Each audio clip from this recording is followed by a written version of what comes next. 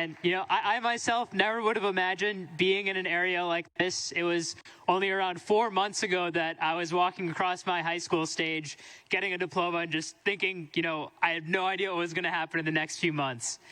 And now that I'm here, I'm absolutely amazed. Because, as a high school organizer, many of you know this, that, when you don't have the ability to express yourself at the ballot box, you have mass mobilization, you have strikes, you have walkouts, you have protests, you have school board meetings. Those are the kinds of things that you do as a person who can't vote. And that's why Bernie Sanders appeals to me, and I think that's why he appeals to so many of you. He's talking about mass mobilization. He's talking about a political revolution. And when Bernie says, "Not me, us," it's not just a campaign slogan. It's not just something that we put on a bumper sticker. It's a governing philosophy. Right? He knows that he can't just get into the White House, snap his fingers, and give everyone health care. Right? He knows that every single one of us has to work from the bottom up to set the agenda for the next presidency and set the agenda for the progressive movement. Bernie is saying that we have the power to make change. Bernie's saying that we have the power to get Medicare for all passed. We have the power to make a Green New Deal happen in this country. We have the power to end wars abroad. We have the power to make sure that medical debt and student loan debt don't cripple families for generations. And we have the power to make political change. So what I'm here to ask you as a field organizer is to take out your calendars, find some time once a week. Take your Dartmouth Democrats who meet, once a week on Mondays, 8 p.m., Silsby 113, right? Shout out to Dartmouth Dems. You can join them to learn about progressive candidates, about opportunities all across the state, and find ways to get politically involved. If you want to take the public transportation, come to the West Leb office, 3 Atwood Avenue. We have Yama. We have sushi, snacks. It's really awesome. But really, half of you in this room or in this area, you're going to go to your poli-sci class or your history class, and you're going to see pictures of civil rights movements or women's rights movements or gay rights movements, anything, right? You'll see pictures of them marching on the streets and marching and protesting and doing everything they can to make change happen. We have the ability to be one of those movements and make sure that our voices are heard.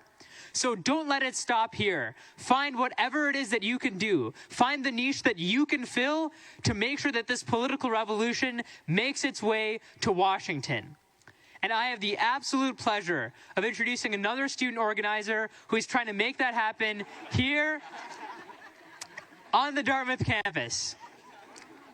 Marco Allen is one of the founding members of Dartmouth Students for Bernie in 2020, and he's going to tell you all the things that you can do to get involved on campus. Here's Marco.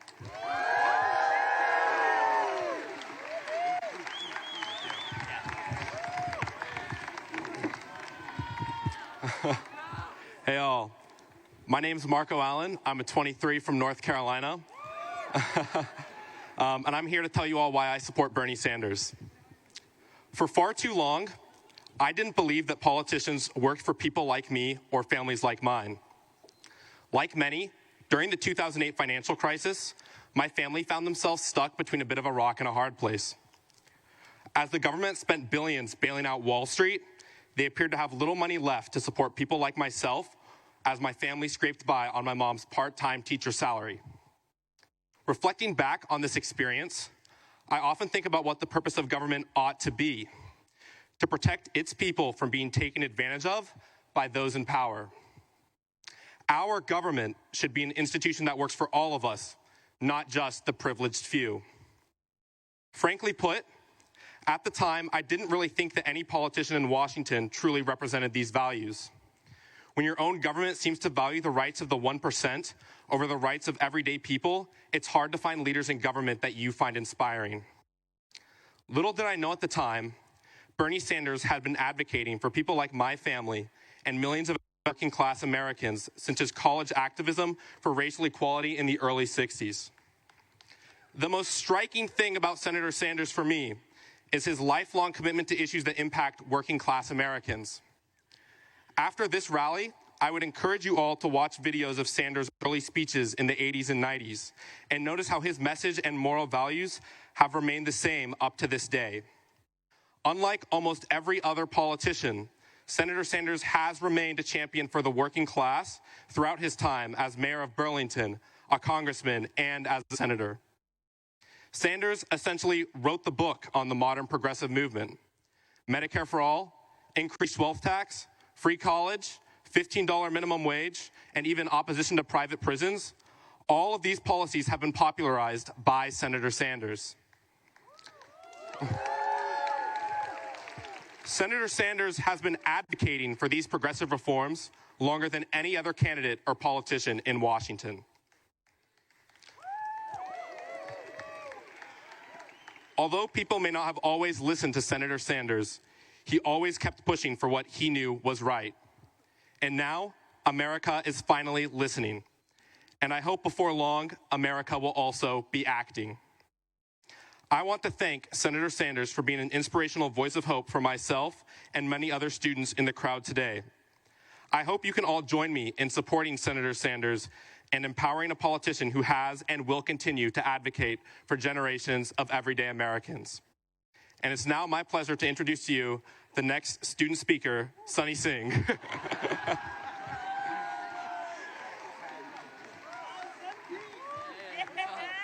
Thank you. Appreciate it. Thank you. Thank you so much. Thank you. Appreciate it. Thank you so much. Thank you, everyone, for everyone who's spoken so far, and for everyone being present, all the incredible staff who are working really hard, and for being here on this chilly Hanover fall in New Hampshire. I want to thank you for the opportunity to share my Bernie story. My name is Sunny. I was born and raised in Queens, New York, not too far from Brooklyn, where Bernie was raised.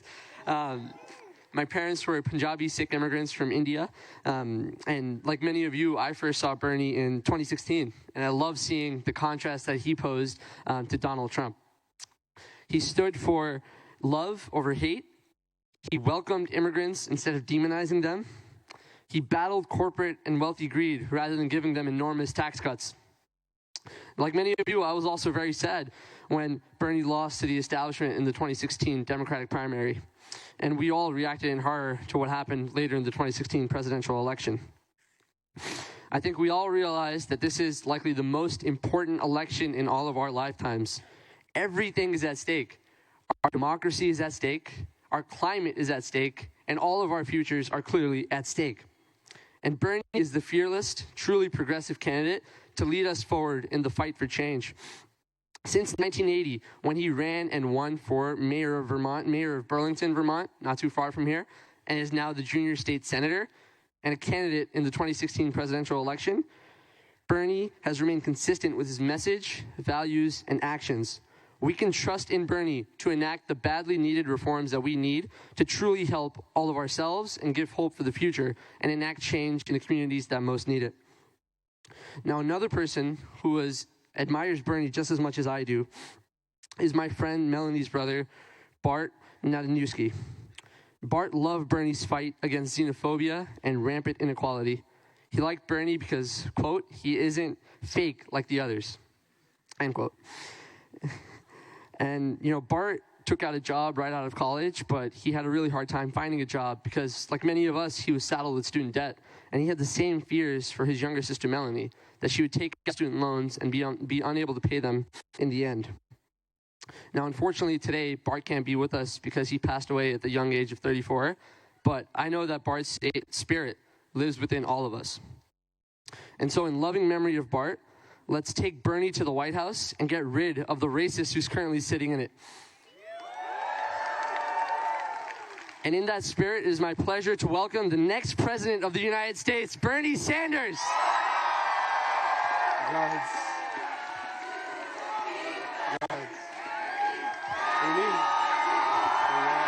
Pleasure to meet you. Thank you. Whoa. Thank you. Thank you all very much. It's a great turnout on a beautiful evening. No, I am not going to sing. That you don't want to hear. the mic's loud enough? You can hear me back there? All right. Let me thank Dave Gutter for his music. Let me thank Marco Allen for his very pungent comments. And let me thank Sonny Singh for his wonderful introduction. Thank you all very much. You know, I wish that I could be here this evening and tell you that as president, we don't have to make major changes in this country, that, you know, we need to do a little bit here and a little bit there and things will be great. I wish I could tell you that.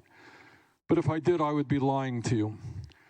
We are living in an unprecedented moment in American history. And in fact, given climate change, we are living in an unprecedented moment in the modern history of human civilization.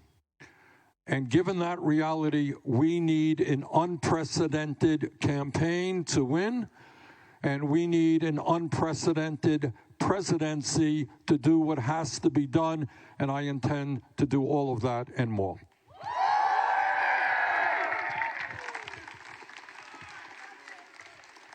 So these are unprecedented moments, and what I am asking of you all is not just to help me win here in New Hampshire. I am asking that. I'm not just asking for your help to enable me to win the Democratic nomination. I am asking you that. And I'm not even just asking your help to defeat the most dangerous president in the history of this country. I'm asking more.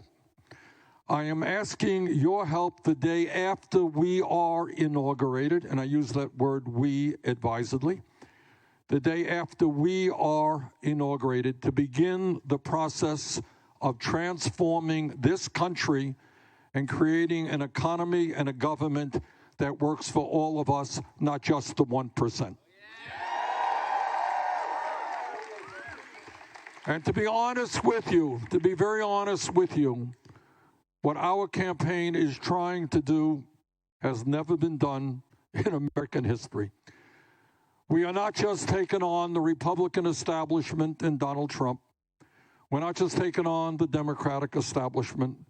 We're not just taking on Wall Street and the insurance companies and the drug companies and the fossil fuel industry.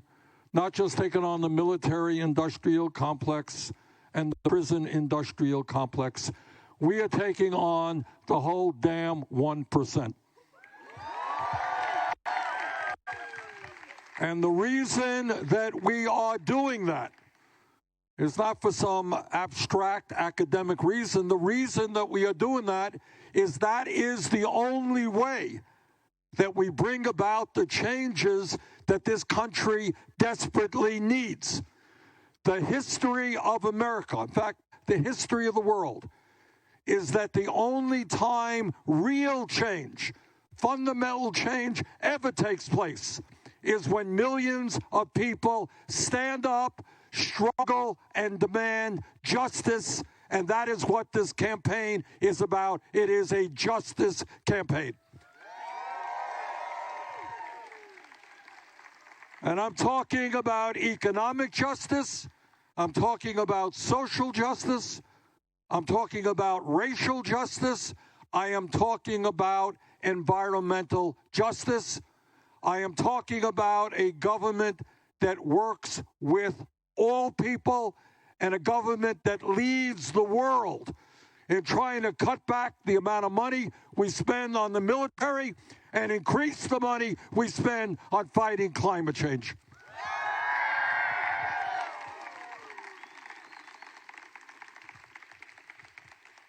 Now, let me briefly pass over Donald Trump. I don't want to spend a lot of time on him. Not worth it. Let me just say this. Donald Trump will be impeached shortly. And then the trial goes to the Senate, where I sit. And today, this evening, I asked Mitch McConnell to do the right thing and make sure that the Senate begins that trial immediately after the impeachment process is over.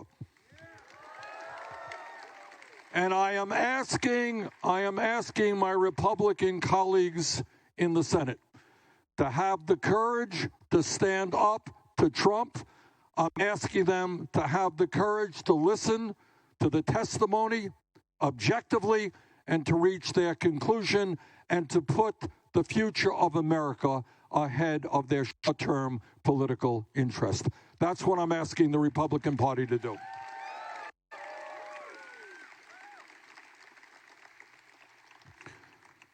But this campaign is about a lot more than just Donald Trump. It is about asking the American people to think big, not small. It is remembering what Nelson Mandela said in a very short sentence which captured, I think, everything we're trying to do in this campaign. And he said, "It always seems impossible until it is done." You understand what that means? It always seems impossible until it is done. And what that means is that it is imperative that we have a vision for the future of America that is big, not small. A vision that talks about justice. A vision that understands that once we educate and organize millions of people to stand up and fight for justice, there is nothing that we cannot accomplish.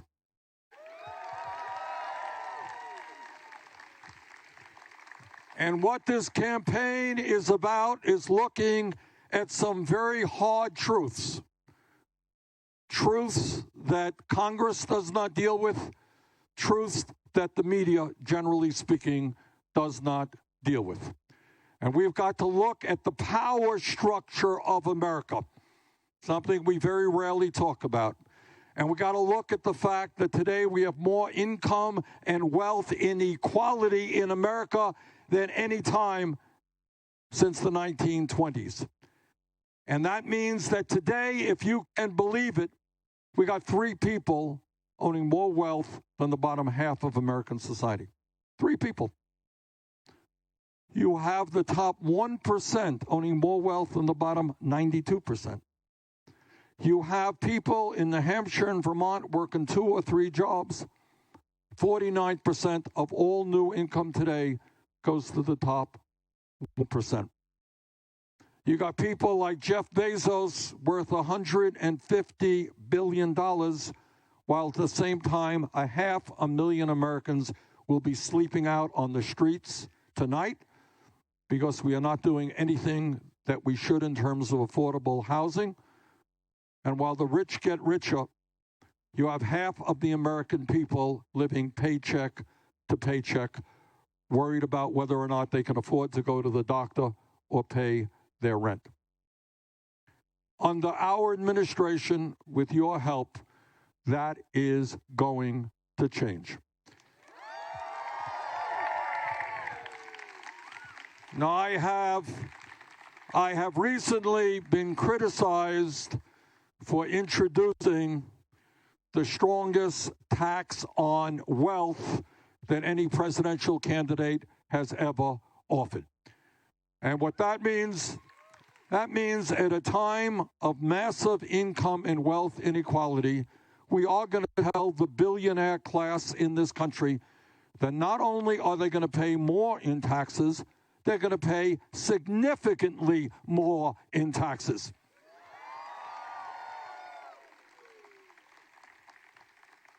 Under our proposal, somebody like a Jeff Bezos would pay $9 billion a year more in taxes.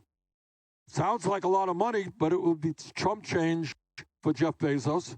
Leaves him with about 140 to try to get by, 140 billion. I know it's tough, Jeff, but I think you could probably do it. But we can take that $9 billion and double the amount of money, just from one person, double the amount of money we spend on Head Start in America and make sure that millions of kids finally get the early childhood education that they need. Those are the priorities. Those are the priorities. That's what we have to deal with as a nation, whether we allow so few to have so much when so many families are struggling. But it's not only a rigged economy, it is a corrupt, and I use that word advisedly, a corrupt political system. And that is as a result of Citizens United. What we have now are billionaires buying elections all over this country and buying candidates who represent the wealthy and the powerful. We are going to work assiduously to do everything we can to overturn Citizens United and move to public funding of elections.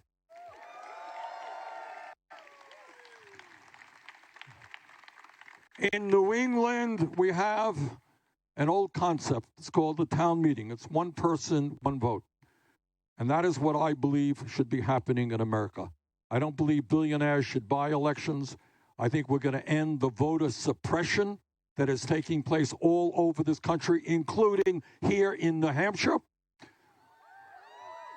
And I want to congratulate the governor here. He understands something.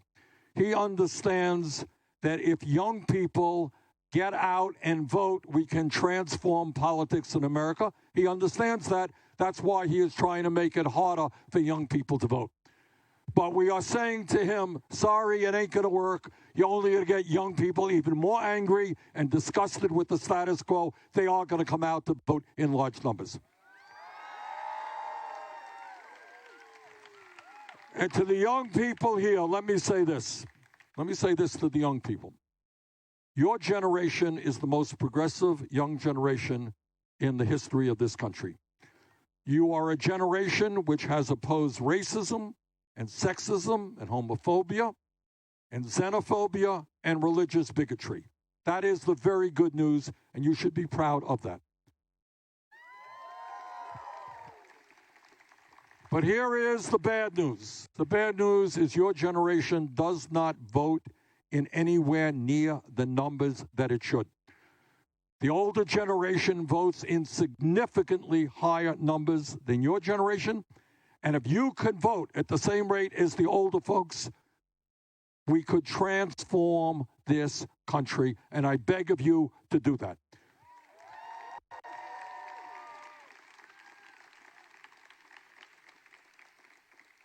And when we stand together and we take Trump's effort, we beat Trump's effort to try to divide us up by the color of our skin or our sexual orientation, when we stand together, we can accomplish extraordinary things. And it gets back to what Medicare said, think big, not small. What can we do? Give you an example. I came here to New Hampshire 4 years ago. I talked about raising the minimum wage to $15 an hour, and everybody told me I was crazy, too radical an idea. Well, the American people, workers, have stood up, and now we have 7 states in the U.S. House of Representatives that have already voted to raise the minimum wage to $15 an hour.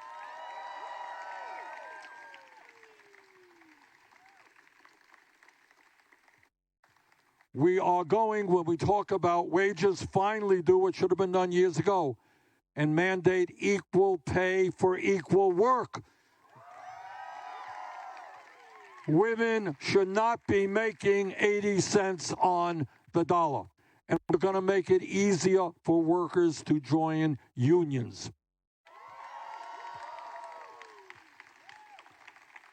Four years ago, I came here to New Hampshire and I said, you know what? The world is changing. Education, higher education has got to change. And we have got to make public colleges and universities tuition free.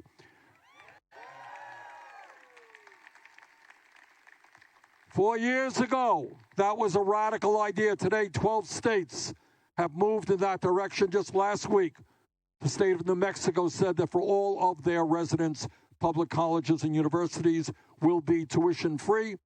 NYU, Columbia, and Cornell universities have made tuition-free for medical students. We're going to increase Pell Grants, substantially increase Pell Grants and work-study programs so that any person in this country who goes to college, public or private, will leave school without being in debt. And I'll tell you what else we're going to do. May seem like a radical idea. It is not a radical idea. We're going to cancel all student debt in America.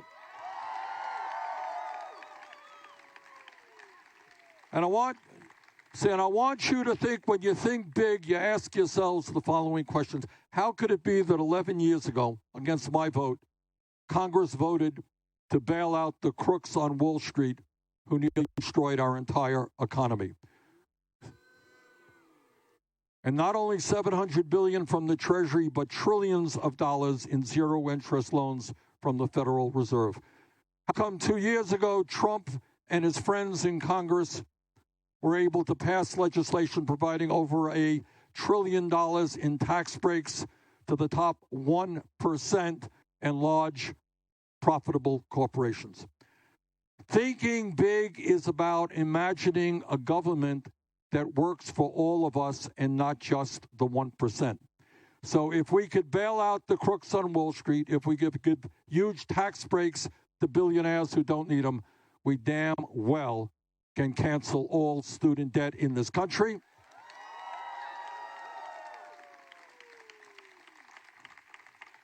And we pay for it through a very modest tax on Wall Street speculation.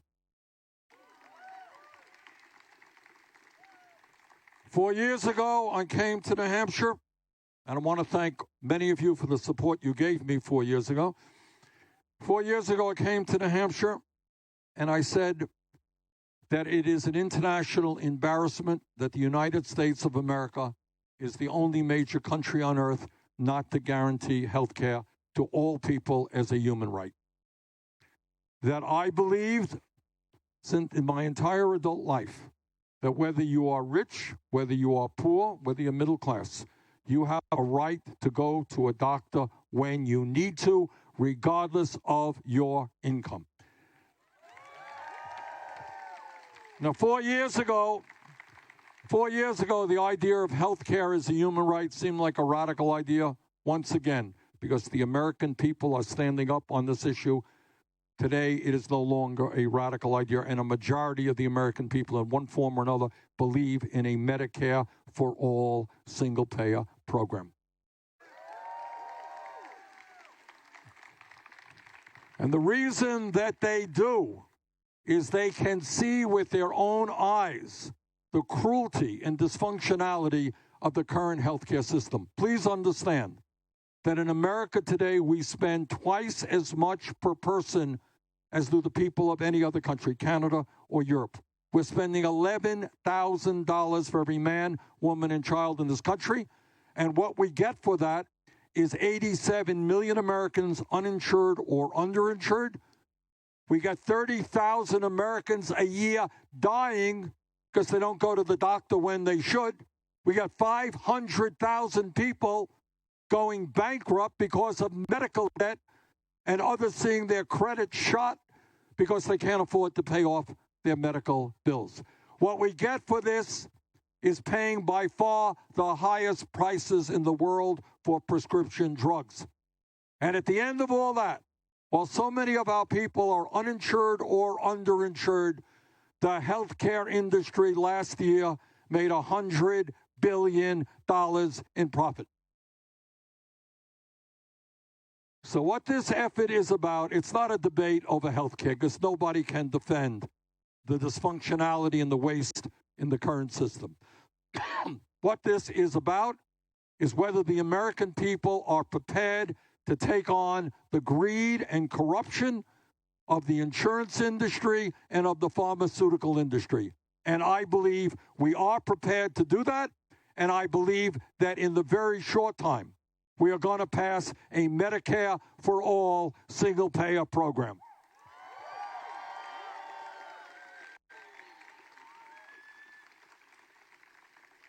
And let me be clear about what that means. Let me be as clear as I can be. It means no more premiums. It means no more copayments. It means no more deductibles or out-of-pocket expenses. It means that if you end up, God forbid, in a hospital with a serious procedure, you walk out of that hospital without owing a nickel, because health care is a human right. It means funding health care like virtually every other major country does, out of the general tax base in a way that is progressive, excludes the first $29,000 of income, no taxes on that. And at the end of the day, the overwhelming majority of American people will be paying less for health care than they do now, and they're going to have comprehensive health care, including hearing aids, dental care, eyeglasses, and home health care.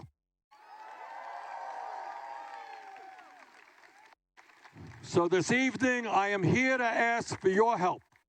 The healthcare industry made $100 billion last year. They're going to spend many hundreds of millions of dollars on dishonest TV ads and radio ads and you name it. When you see an ad on television telling you how bad Medicare for all is, or how bad Bernie Sanders is, understand who is paying for those ads. And those are the drug companies that are charging us 10 times more for insulin in this country as they do in Canada. It is the insurance industry that pays their CEOs tens of millions of dollars a year in compensation. I believe from the bottom of my heart that the more people understand about the dysfunctionality of this system, we're going to win this fight, and we are going to have, finally, a Medicare for all, single-payer healthcare system.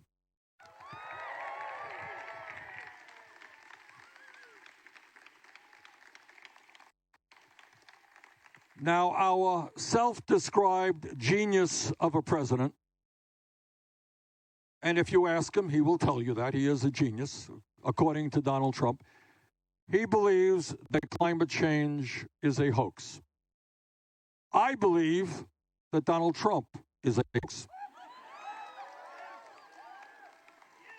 And I believe that it is imperative, and this is no small thing, that it is imperative to have a president of the United States who actually believes in science and does not simply listen to the lies of the fossil fuel industry. And you all know what the scientists are telling us. They're telling us that the situation today is severe, that there is incredible damage already being done in our country and all over the world. You all have seen what happened to the Bahamas, so what happened to Puerto Rico. You heard about Katrina. You heard about the forest fires out west. I was to Paradise, California, a couple of months ago. And Paradise is where they had that terrible fire in the midst of the California drought. It was unbelievable. This is a town of 28,000 people. 86 people were killed. 18,000 structures were destroyed or damaged. And to rebuild that community is going to require something like $16 billion. That is one town. That is one town. And all over the world right now, you're seeing increased drought. You're seeing heat waves in Australia, India, Pakistan, Europe, United States.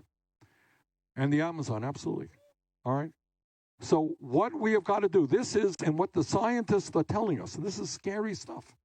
What they are saying is that we have all of 12 years or less in order to transform our energy system away from fossil fuel to energy efficiency and sustainable energy, or else there will be irreparable damage that cannot be repaired in our country and around the world. We've got a very short period of time.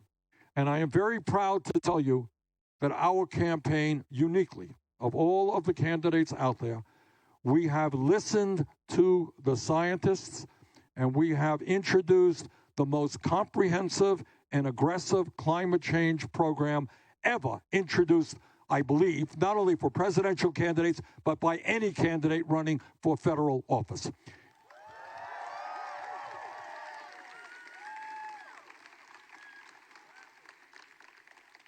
Now, I have been criticized, as I often am, no matter what I do, but because people say, well, it's just too expensive. It's a $16 trillion program over the next 10 to 15 years. A very expensive proposal. But you tell me what the alternative is. You tell me how much we should not be spending in order to save the planet for our children and our grandchildren. Everything humanly possible to save this planet.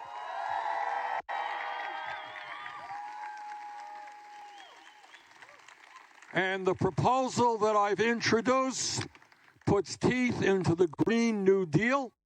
It will create up to 20 million good-paying jobs, retrofitting buildings all over this country, electrifying our transportation system, and making massive investments in wind, solar, geothermal, and other sustainable energies.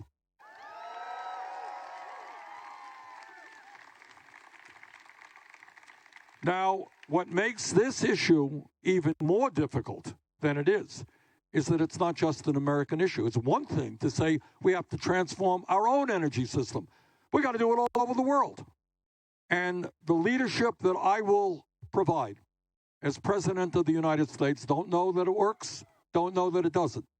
But my leadership will say to countries all over the world that right now as a planet, unbelievably, we are spending over $1.5 trillion every single year on weapons of destruction designed to kill each other. And what I will attempt to do is to try to convince world leaders all over this planet that instead of spending money on weapons of destruction, we should pool our resources and fight against our common enemy, which is climate change.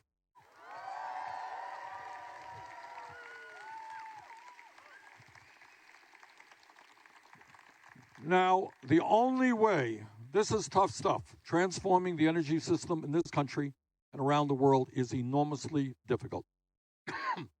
And the only way we're going to succeed is once again when millions of people stand up and tell the fossil fuel industry that their short-term profits are not more important than the future of our planet. And I'll tell you something else. Many of you are aware that some major drug companies are now being sued by attorneys general all over the country for selling opioids that they knew were addictive. So these guys, the drug companies, were selling a product they knew was addictive, knew was killing people, but they are more concerned about their short-term profits. And it's the same exact thing with the fossil fuel industry. Their scientists at ExxonMobil and elsewhere, they have been telling their CEOs for years that the cause of climate change is what they are producing. And what they have done, the leadership of those companies have lied.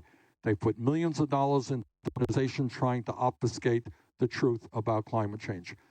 As President of the United States, I will hold those individuals accountable.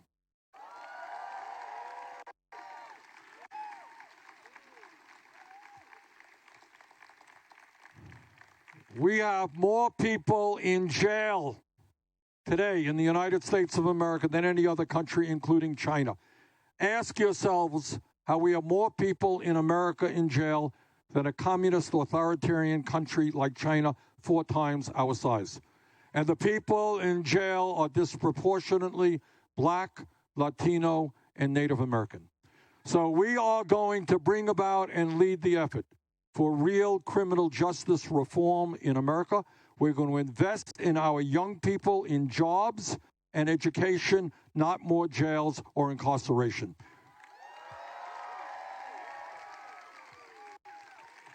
We are going to end private prisons and detention centers in America. We are going to end the so-called war on drugs, which has destroyed so many lives. And we're going to legalize marijuana and and expunge the records of those people arrested for possession of marijuana. And I came up with that thought when I was in Nevada a few weeks ago, and you drive down the roads in Nevada where marijuana is legal, and you see these big billboards, and they say, buy marijuana here and buy marijuana there. Large corporations there are selling marijuana. They are doing exactly what people in jail did. And that does not make any sense to me. So we are going to expunge the records of all people arrested for possession of marijuana.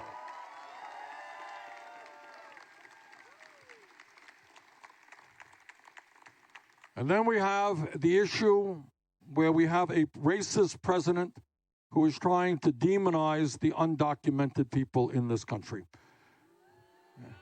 And that is what demagogues always do. They think they can retain their power by dividing us up based on the color of our skin or where we were born or our sexual orientation or our religion. That is what demagogues like Trump always do. We are not going to demonize the undocumented. We are going to move toward a comprehensive immigration reform and a path toward citizenship.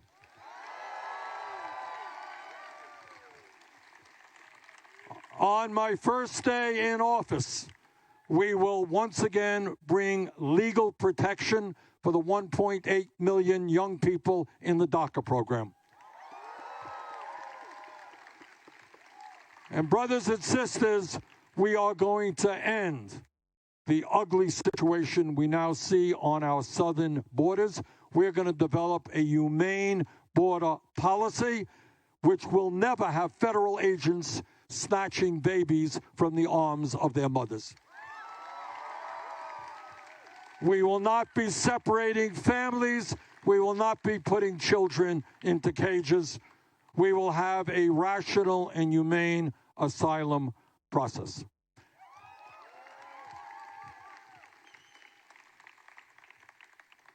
Many of my conservative colleagues in the Congress, their mantra is small government and getting the government off of the back of the American people. Leave the American people alone. Let them do whatever they want, except when it comes to a woman's right to control her own body.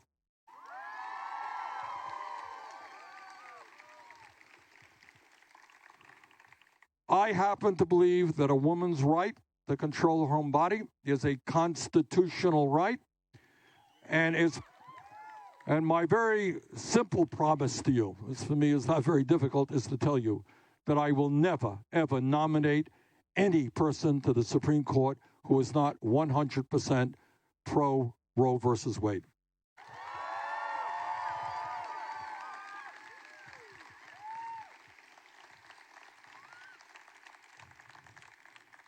All of us are horrified when we turn on the TV and we read or see about another horrible mass shooting. And we keep asking ourselves, how does this happen in America? That some demented human being comes in and starts mowing down people. The good news is that all across this country, in rural states like Vermont and New Hampshire, urban communities, Los Angeles, New York, there is now a general consensus of some of the things that have to be done if we're going to combat gun violence in America. Widespread agreement that we have to make sure that we expand background checks, that people with violent pasts should not own guns. There is widespread support for ending the so-called gun show loophole, which allows people to avoid background checks. There is widespread support for ending the so-called straw man provision, which allows somebody to legally buy a gun and then sell those guns to criminals. And there is now, amazingly enough, and this only happened in the last few months, I think El Paso and Dayton did it, there is now widespread support for banning the sale and distribution of assault weapons in this country.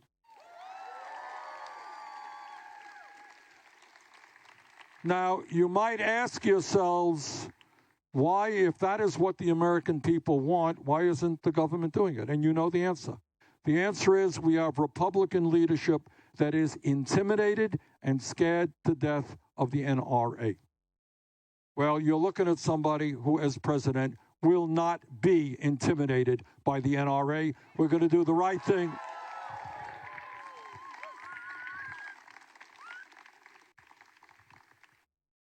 Let me just maybe get back to what I said when I began. Our campaign is a little bit different than other campaigns because I'm not here just to ask for your vote, which I am. Please don't forget that in passing, I am asking for your vote. Humbly, respectfully, I'm asking for your help to win here in New Hampshire. But I am asking something more of you, and I truly am.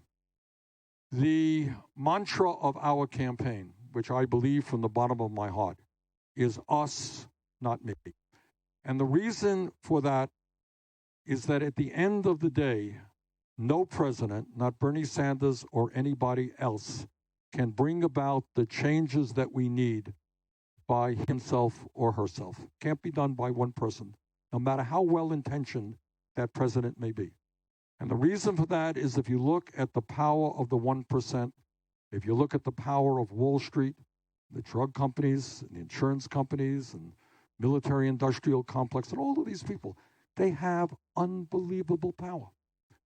In fact, right now, they love the status quo because, without exception, they are doing phenomenally well. Record-breaking profits, massive transfer of wealth from the middle class to 1%. They are doing great.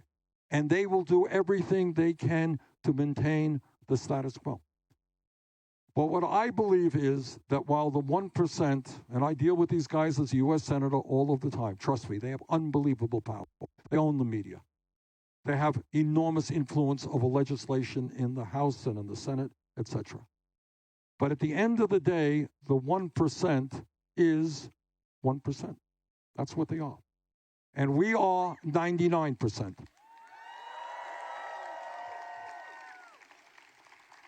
And while I don't have a PhD from Dartmouth in mathematics, I do know that 99% is a hell of a lot bigger number than 1%.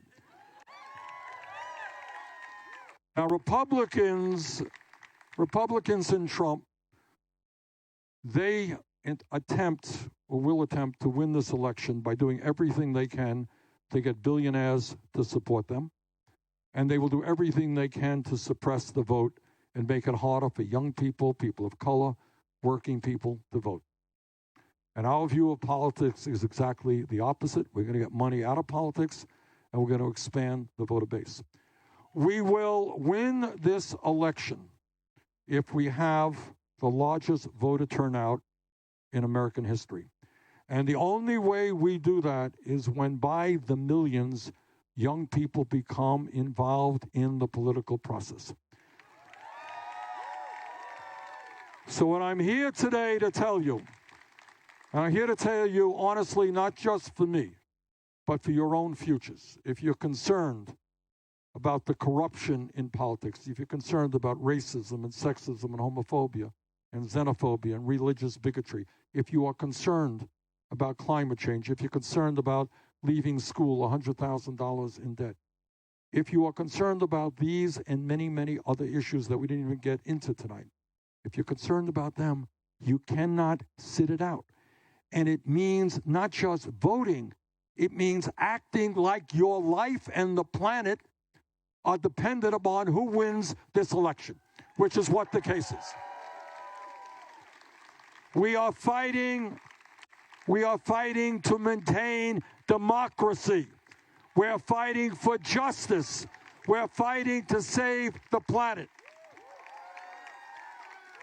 And we can do extraordinary things if we understand that in this unprecedented moment in history, we need to act in an unprecedented way. That means that if each of you reaches out to 3 or 4 of your friends who have given up on the political process and make sure they vote, if you go out and make the phone calls for our campaign and knock on the doors that have to be knocked on, not only can we win here in New Hampshire, not only can we defeat Trump, but most importantly, we can transform this country, we can save the planet, and we could create a government that works for everybody and not just wealthy campaign contributors. Thank you all very much.